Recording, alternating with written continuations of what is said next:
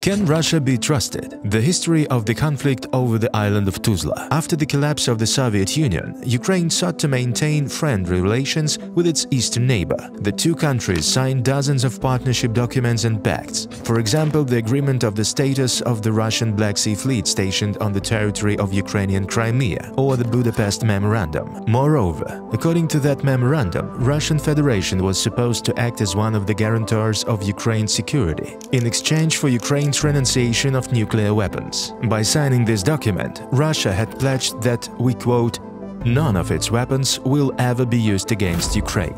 Russia's initial attempts to seize a part of Ukraine occurred in 2003, less than 10 years after the signing of the Budapest Memorandum. On 29 September 2003, Russia started building a dam in the Black Sea from the territory of the Krasnodar region towards the Ukrainian island of Tuzla. Did Ukraine give Russia permission to build a dam on its island in 2003?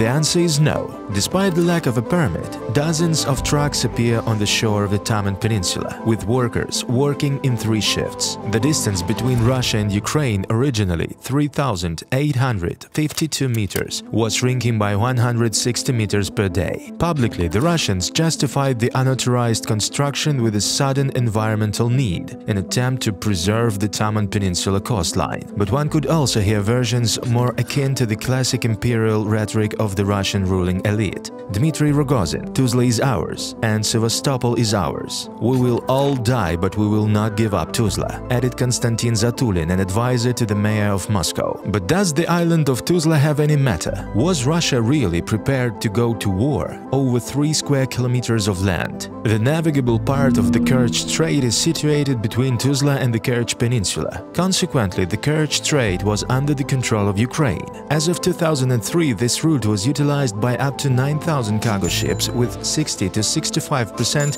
either being Russian or destined for Russian ports. So Russian shipping companies were required to pay the port of Kerch for the passage of ships through this channel. Furthermore, Ukraine's control over the strait did not exclude the possibility of third-country warships entering the Sea of Azov. However, considering the lessons of current events, we can also draw the following conclusions about the real reasons for Russia's actions in 2003. 1. Putin and his entourage had already learned from the Second Chechen War that aggressive policies and successful military operations boost the ratings of the young president. By annexing Tuzla, he would score electoral points with an electorate hungry for victories and displays of strength. 2. By moving its land border closer to the then Ukrainian-controlled Crimea, Russia already in 2003 would have gained an ideal foothold for the next stage of its war of aggression. Looking ahead, the pylons of the Kerch Bridge, built by Russia after the annexation of the Ukrainian peninsula and opened in May 2018,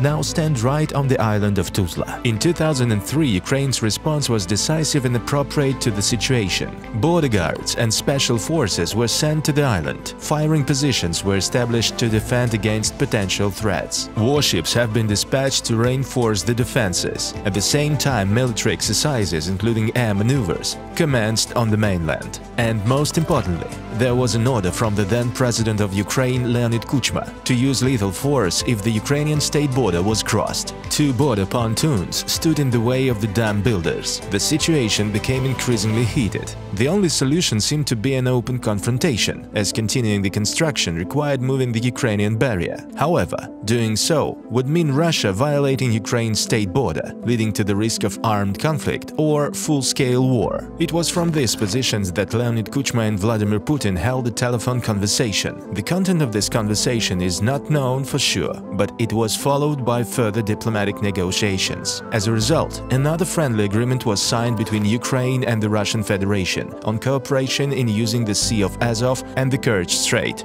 There are several lessons to be learned from this situation.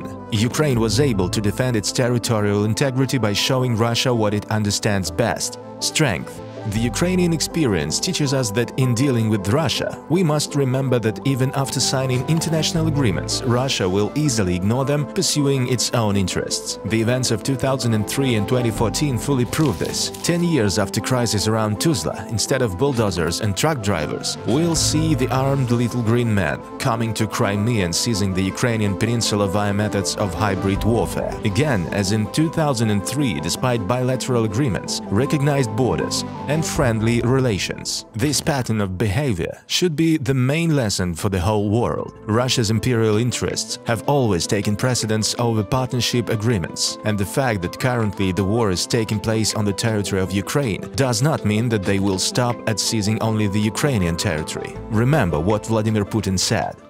Где заканчивается граница России? Граница России нигде не заканчивается.